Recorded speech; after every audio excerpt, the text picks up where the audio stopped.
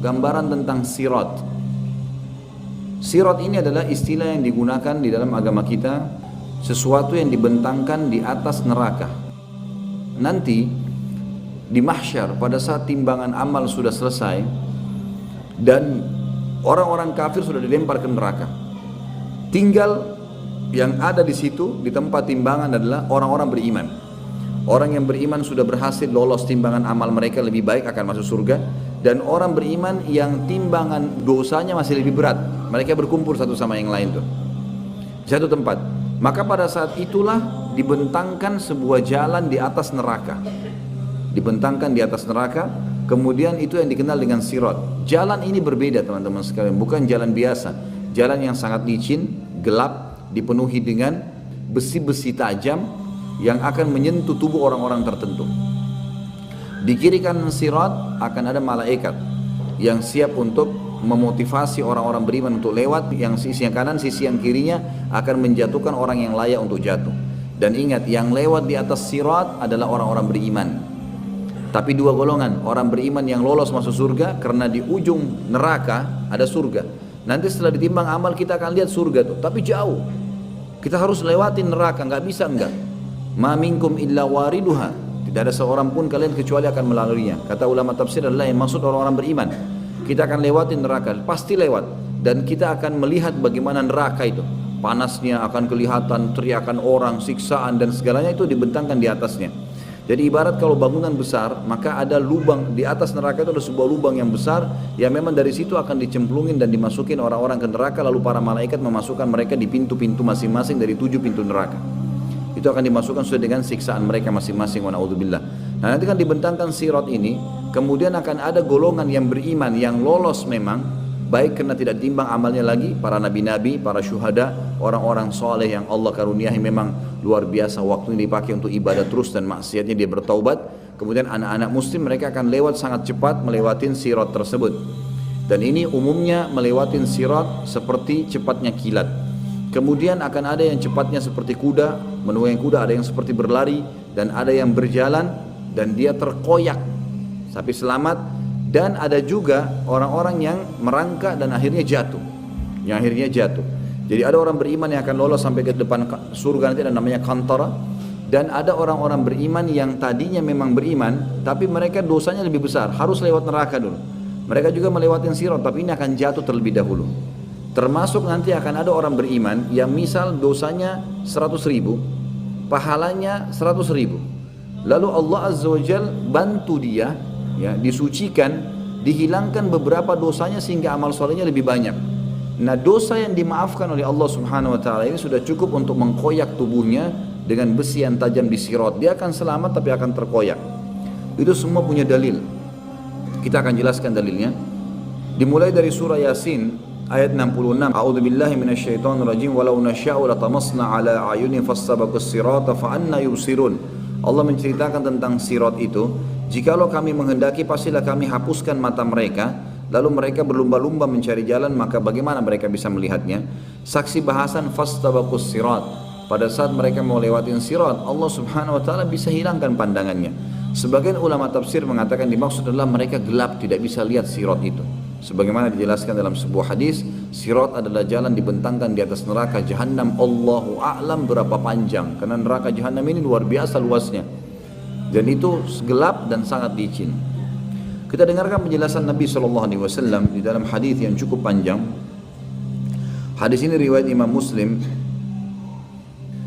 Abu Hurairah meriwayatkan sabda Rasulullah SAW, Allah akan mengumpulkan manusia lalu kaum mukminin berdiri hingga surga berada di dekat mereka, kelihatan surga. Ini orang mukmin yang lolos masuk surga nanti, atau ada orang mukmin yang masuk neraka dulu, semuanya akan berdiri hingga surga berada di dekat mereka atau kelihatan oleh pandangan mereka. Lalu mereka mendatangi Adam seraya mengatakan, wahai bapak kami, mohonlah kepada Allah agar dibentangkan surga, bukakan surga itu. Ada jalan sebagai sana, tapi tidak bisa. Mereka lihat sekitarnya nggak ada jalan. Ini neraka, harus dilewati neraka baru sampai ke surga. Maka mereka berkata semuanya, wahai Adam, engkaulah bapak kami, bukakanlah surga untuk kami. Ya. Artinya minta kepada Allah agar dibentangkan surga dibuka dan kami bisa jalan menuju ke sana. Adam alaihissalam menjawab, tidakkah yang mengeluarkan kalian dari surga melainkan karena bapak atau dosa bapak kalian Adam, aku tidak berhak untuk hal itu. Pergilah kepada anakku Ibrahim Khalilullah. Beliau pun melanjutkan, kata Nabi SAW, maka Ibrahim mengatakan, aku tidak berhak akan hal itu, aku hanyalah Khalil, kekasih semasa di dunia, tapi di akhirat tidak. Cobalah pergi kepada Musa yang diajak berbicara oleh Allah secara langsung. Mereka pun mendatangi Musa AS, maka ia mengatakan, aku tidak berhak akan hal itu. Pergilah kepada Isa, kalimatnya Allah dan ruh darinya, karena tidak ada sperma tapi langsung menjadi manusia, maka dikatakan ruh dari Allah Isa AS. Isa mengatakan, aku tidak berhak akan hal itu. Akhirnya mereka mendatangi atau datang kepada Muhammad SAW, maka beliau diizinkan serta amanah dan kasih sayang didatangkan. Lalu keduanya berdiri pada dua sisi sirat, sebelah kanan dan sebelah kiri. Orang yang pertama dari kalian berjalan seperti kilat. Abu Hurairah mengatakan, aku mengatakan ayah dan ibuku sebagai tebusannya wahai Rasulullah. Bagaimanakah jalan seperti kilat itu? Golongan pertama yang lewat itu akan seperti kilat, dan ini para nabi-nabi, para syuhada, ya, orang-orang pilihan yang masuk surga tanpa hisab, termasuk anak-anak muslim yang meninggal sebelum balik, mereka akan melewati sirat seperti kilat. Abu Hurairah bertanya memastikannya, Rasulullah, bagaimana sih jalan seperti kilat itu? Saya ingin memastikan gitu. Lalu beliau menjawab, apakah kalian tidak melihat kilat bagaimana ia datang dan pergi dalam sekejap mata? Lalu kata Nabi SAW, kemudian ada golongan kedua yang akan lewat seperti burung yang terbang, dan ada yang ketiga seperti laki-laki yang berjalan cepat. Amal-amal mereka lah yang menjalankan mereka sesuai dengan keadaan tadi. Kalau amalnya luar biasa, mereka seperti kilat. Kalau mereka amalnya sedang, maka ada seperti tadi burung yang terbang, ada yang seperti berlari, dan seterusnya. Sedangkan Nabi SAW, sedangkan Nabi kalian berdiri di atas sirat. Nabi Muhammad SAW akan berdiri di atas sirat dengan hikmah Allah, seraya berkata, berucap, wahai Rabb, selamatkanlah, selamatkanlah, hingga amal-amal hamba menjadi lemah. Jadi ada orang-orang yang lemah amalnya, maka mereka tidak mampu. Sampai seseorang datang tapi tidak kuasa berjalan kecuali dengan merangkak. Di kedua sisi sirat terdapat besi-besi runcing yang tergantung, serta diperintahkan supaya merengut siapa yang diperintahkan kepadanya.